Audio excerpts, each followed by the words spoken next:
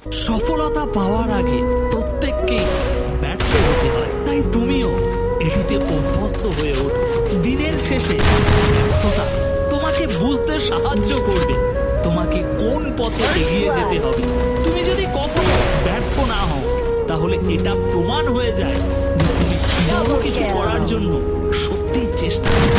দুর্ভাগ্য, অবস্থার মধ্যে তুমি যখন সাহস দেখাও, তখন তুমি তোমার জীবনে এই উত্তেজনামূলক মোটিভেশন স্পিচগুলো তোমাকে কখনোই কোনোদিন সেটেল হতে দেবে না। তোমার ভিতরে সাহস দেখাবে হাজারো প্রতিকূলতার মধ্যে লড়াই করে জয়ী হওয়ার জন্য। যখন পুরুষ তুমি বেকার, তোমার শেষ হবে না শেখার।